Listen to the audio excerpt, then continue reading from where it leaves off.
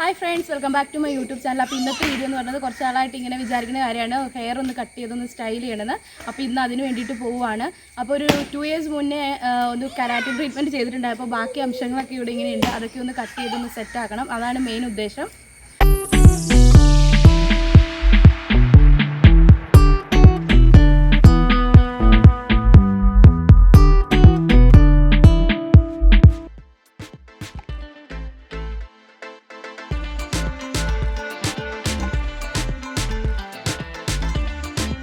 നമ്മളിപ്പോൾ വീടിൻ്റെ അടുത്തുള്ള രശ്മീസ് ബ്യൂട്ടി പാർലറിലാണ് നമ്മൾ വന്നിരുന്നത് ഹെയർ കട്ട് ചെയ്യാനായിട്ട്.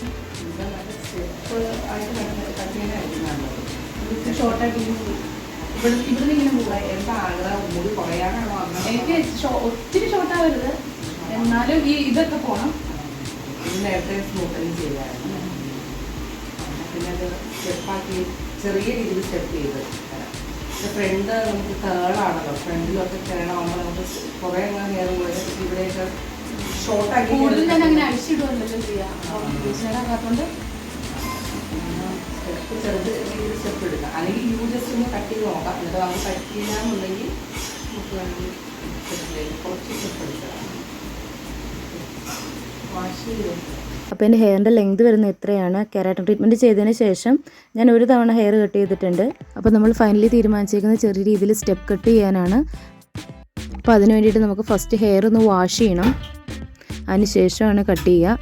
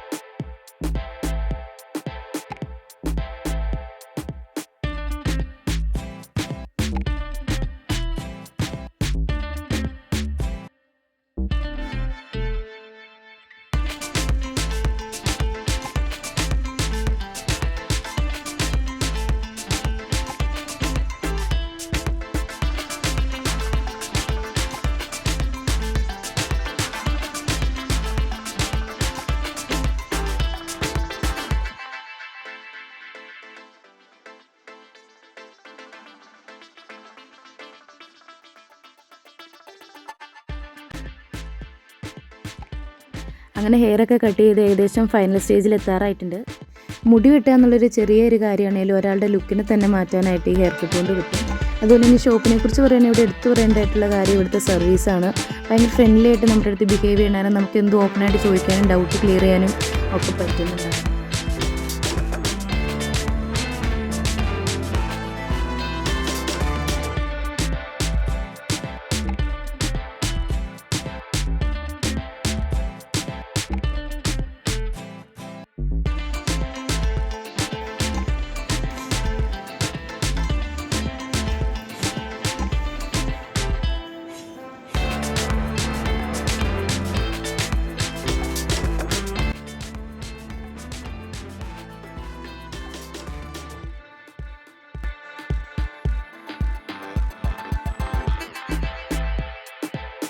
അപ്പോൾ അങ്ങനെ ഹെയർ കട്ട് ചെയ്ത് കഴിഞ്ഞു. ഇനി ഡ്രയർ ഇട്ട് ഹെയർ ഒന്ന് സെറ്റ് ചെയ്തെടുക്കണം.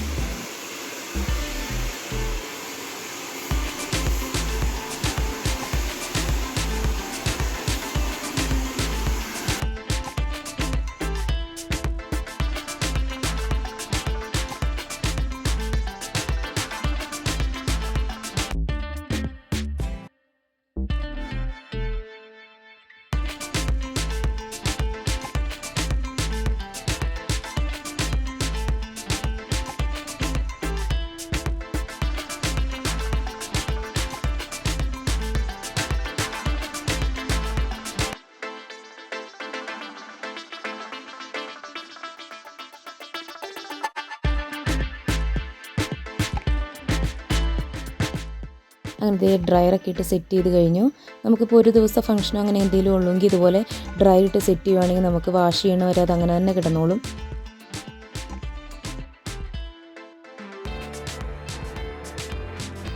നമ്മൾ നേരത്തെ തന്നെ അപ്പോയിൻമെൻറ്റ് എടുത്ത കാരണം അധികം തിരക്കുണ്ടായിരുന്നില്ല. ഇവിടുത്തെ ഹൈലൈറ്റ് ഹെയർ കട്ടാണെങ്കിലും ഇവിടെ എല്ലാത്തരം ഹെയർ ട്രീറ്റ്മെൻറ്റുകളും അതുപോലെ ബ്രൈഡൽ വർക്കുകളും ചെയ്തു കൊടുക്കും. അതുപോലെ തന്നെ ഇപ്പോഴത്തെ ട്രെൻഡായിട്ട് നിൽക്കുന്ന ഹൈഡ്രാ ഫേഷ്യൽ ഇവിടെ സ്റ്റാർട്ട് ചെയ്തിട്ടുണ്ട്.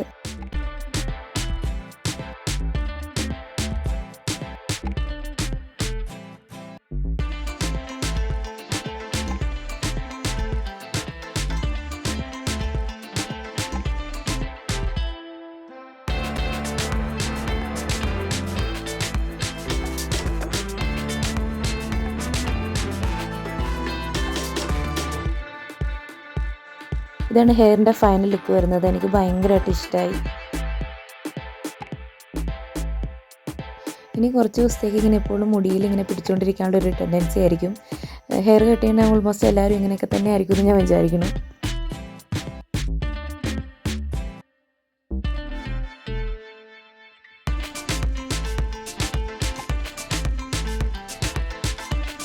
അപ്പം നമുക്ക് വേണ്ടിയിട്ട് ഒന്നും ചെയ്യില്ല എന്ന് തോന്നുന്ന സമയത്ത് ഇതുപോലെ എന്തെങ്കിലുമൊക്കെ ചെയ്തിട്ടുണ്ടെങ്കിൽ നമ്മളും ഹാപ്പി ആയിരിക്കും. നിങ്ങൾക്ക് വീഡിയോ ഇഷ്ടമാണെങ്കിൽ ലൈക്ക് ചെയ്യാനും ഷെയർ ചെയ്യാനും സബ്സ്ക്രൈബ് ചെയ്യാനൊന്നും മറക്കരുത്. അപ്പോൾ അടുത്ത വീഡിയോ ആയിട്ട് കാണുന്നവരെ ടാറ്റാ ബൈ.